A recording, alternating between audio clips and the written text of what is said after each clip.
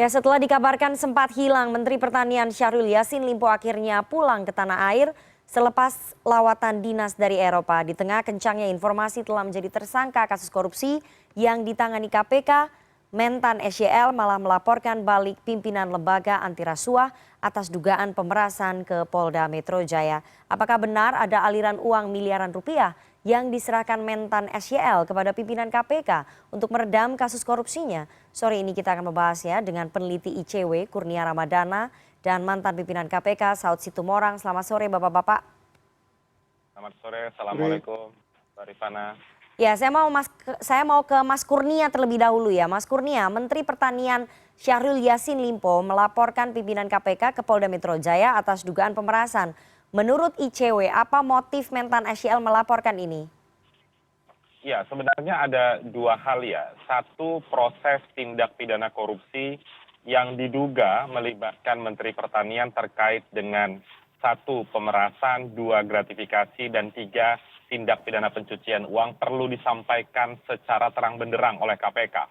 Yang kedua, kalau kita mencermati pemberitaan hari ini dan sudah dikonfirmasi oleh Pak Syahrul Yassin Limpo yang baru saja memenuhi panggilan dari Polda Metro Jaya, itu juga penting untuk ditelisik lebih lanjut. Jangan sampai ada dugaan tindak pidana korupsi yang terjadi yang justru dilakukan oleh pimpinan KPK. Ini mengartikan apa? Ini mengartikan dan mengonfirmasi ada problematika yang sangat serius di pimpinan KPK. Mbak Rifana tentu masih ingat ada cukup banyak tumpukan dokumen pelaporan pimpinan KPK yang ada di kepolisian. Mulai dari dugaan gratifikasi Firly Bahuri saat mengenakan helikopter, yang kedua dugaan penerimaan suap atau gratifikasi Lili Pintauli Siregar, dan yang ketiga yang terjadi hari ini. Ini yang harus dipastikan clear dan diinformasikan oleh kepolisian. Karena kalau menurut Undang-Undang KPK, ketika pimpinan KPK ditetapkan tersangka, maka mereka harus menanggalkan jabatannya.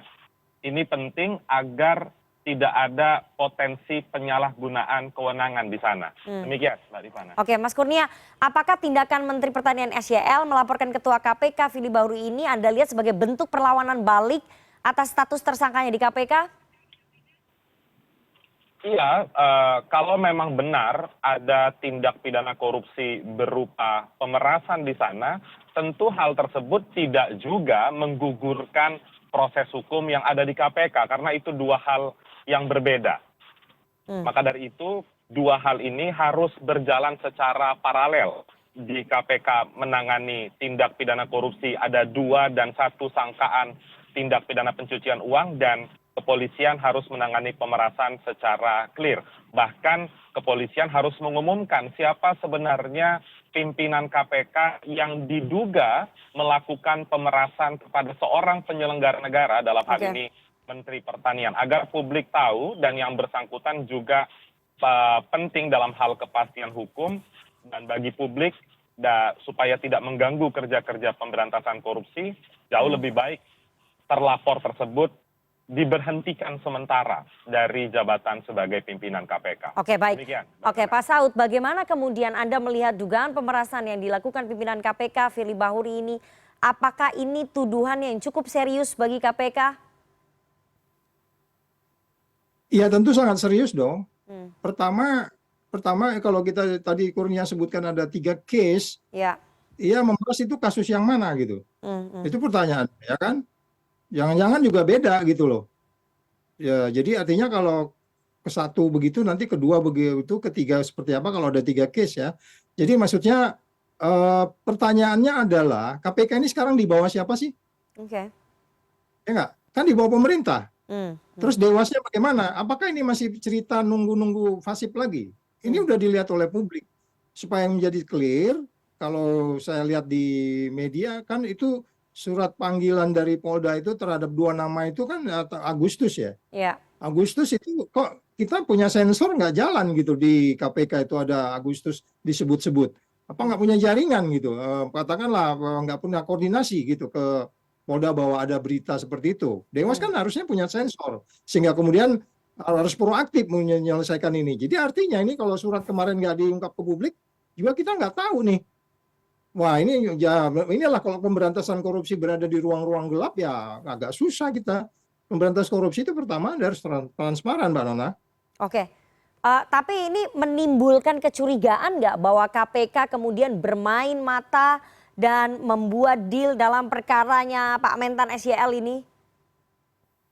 Ya itu udah pasti dong, secara apa namanya common sense kita mengatakan begitu. Dan kemudian kan kenapa kita akhirnya sedikit menjudge, sedikit menghukum, sedikit berasumsi, sedikit berkesimpulan, walau tetap ada berajas praduga tidak bersalah. Kita bisa jadi juga ini tinggal nanti bagaimana pihak Polda bisa meyakinkan kita bahwa ini memang terjadi atau memang tidak terjadi. Tapi common sense kita kan udah ada track record yang jelas, yang kemudian selalu selesai goodbye begitu saja oleh Dewas kan, sehingga kemudian kayaknya ini akan mengalami yang sama gitu. Kita berharap tinggal Polda bagaimana mereka bisa melakukan penegakan hukum, itu aja. Oke, Anda masih optimis atau pesimis nih Dewan Pengawas KPK akan menyelidiki, kemudian mengambil langkah yang tegas terhadap dugaan pemerasan yang dilakukan oleh pimpinan KPK ini? Kita sekarang tinggal berharap kepada Kapolri aja, ada Polri dalam hal ini. Kalau Dewas saya skeptik deh, ya. Maaf kalau saya bilang skeptik. Oke, Ya. kalau tadi Pak Saud skeptik, kalau Mas Kurnia melihatnya skeptik juga atau masih ada optimisme yang tersisa nih? Karena kan sebenarnya laporan-laporan terhadap pimpinan KPK sudah banyak, tapi ini sepertinya saya nggak tahu ya, ini menjadi gong atau bagaimana nih Mas Kurnia? Kira-kira Dewas akan mengambil langkah lebih tegas nggak? Mengingat ini kan sebentar lagi kontestasi pemilu nih, mereka nggak mau gaduh. Ya, kalau Pak Saud skeptis, saya 2 kali lipat lebih skeptis lagi. Waduh. Karena ICW sudah berulang kali melaporkan dugaan pelanggaran kode etik pimpinan KPK praktis tidak pernah naik dalam proses persidangan. Kita tahu betul kalau kita kaitkan bahwa ini benar ada tindak pidana berupa pemerasan, maka prosesnya sama. Kita bisa contoh pada kasus yang terjadi dan menimpa saudari Lili Pintauli Siregar. Ya. Sudah jelas sekali ada potensi tindak pidana korupsi berupa gratifikasi tiket dan lain sebagainya. Tapi kan Dewas pada akhirnya tidak menyidangkan hal itu. Sehingga wajar jika kemudian masyarakat tidak lagi menaruh kepercayaan kepada 5 orang Dewan Pengawas tersebut. Dan selain dari itu, Mbak Nana, ada sejumlah hal yang penting untuk disampaikan. Misalnya yang pertama, bisa jadi, ini kita berandai-andai ya, tindak pidana korupsi itu benar terjadi dan dilakukan oleh Menteri Pertanian. Kemudian pimpinan KPK misalnya menjanjikan kepada saudara Menteri Pertanian untuk dapat menghentikan kasusnya. Kan pada konteks itu, 2 perbuatan baik tindak pidana korupsi Pak Menteri Pertanian atau tindak pidana korupsi pemerasan pimpinan KPK kan valid begitu, seandainya itu benar terjadi. Apa yang bisa dilakukan oleh Dewas, sekalipun banyak sekali pesimisme bisa kita letakkan kepada Dewan Pengawas misalnya bisa untuk memanggil seluruh pimpinan KPK, mengklarifikasi isu ini, dan melakukan tindakan, misalnya memeriksa handphone pimpinan KPK, atau mengumpulkan staf-staf pimpinan KPK, lihat alur komunikasi mereka, apakah benar ada komunikasi bukan hanya kepada Pak Menteri Pertanian, tapi orang-orang sekitar Menteri Pertanian. Itu penting untuk ditelisik lebih lanjut untuk menelusuri apakah benar ada tindak pidana korupsi pemerasan ini. Dan sekali lagi, kalau benar ini terjadi, ini merupakan benar pimpinan KPK terburuk sepanjang sejarah KPK berdiri. Baik. Itu, Mbak Nana. Semoga Mas Kurnia masih menyisakan sedikit optimisme ya, meskipun 2 kali skeptis, tapi nanti kita akan bahas lebih dalam apa dampaknya kemudian kalau misalnya laporan pemerasan ini kemudian naik begitu ya, karena ini akan melibatkan 2 institusi baik KPK dan juga Polri. Tapi kita harus jeda terlebih dahulu, jangan kemana-mana, tetap bersama kami di CNN Indonesia Newsroom.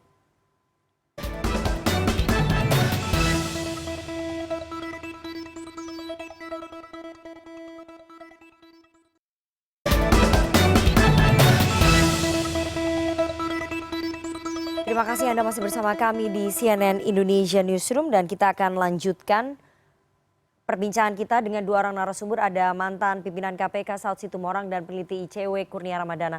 Saya mau ke Pak Saud lagi. Pak Saud, apakah kemudian laporan dugaan pemerasan yang dilakukan oleh pimpinan KPK yang saat ini sedang dilaporkan oleh Syahrul Yassin Limpo ke Polda Metro Jaya ini akan berpengaruh begitu pada penyidikan kasusnya di KPK ataupun statusnya di KPK ini?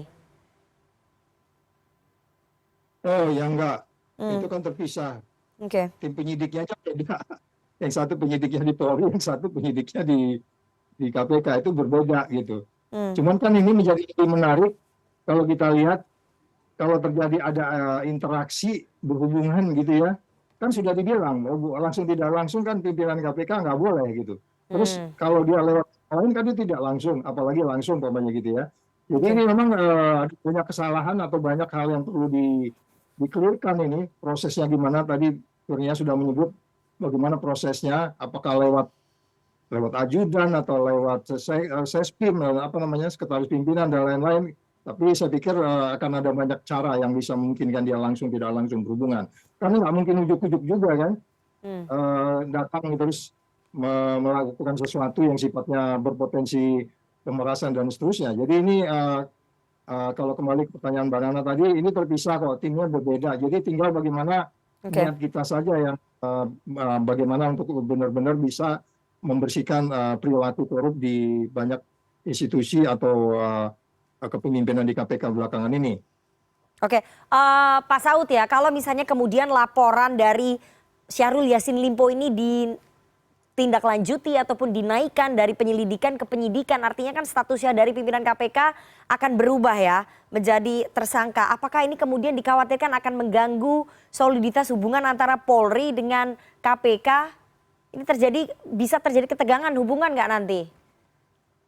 Nah itu paradigma lama harus dibuang jauh-jauh deh, gitu nggak laku yang gitu-gitu, nggak zamannya kayak gitu lagi. Pokoknya kalau orang salah udah buktinya udah, jangan dibawa kemana-mana terus kemudian karena background ini kita nanti hancur lagi nih yang diekspersepsi korupsi kalau begini cara. Profesional aja lah gitu ya, nggak usah dikait-kaitan begitu. Siapa yang salah, mau backgroundnya apa, dari mana, terus kemudian kan yang bermain kan kekuatan bukti, nggak juga perlu pengakuan kok, nggak perlu ngaku-ngaku, yang penting kekuatan buktinya nanti. Oke, terakhir Mas Kurnia, kalau tadi Pak Saud bilang itu paradigma lama harus dihapuskan, tapi persoalan cicak versus buaya ini kalau misalnya nanti status pimpinan KPK-nya naik begitu ya menjadi tersangka, artinya status perkaranya menjadi penyidikan, apakah kemudian nanti akan ada friksi yang mungkin terjadi antara kepolisian dengan KPK? Iya, saya rasa tidak sampai seperti dulu ya cicak versus buaya. Kalau dulu itu kan kenapa timbul cicak versus buaya?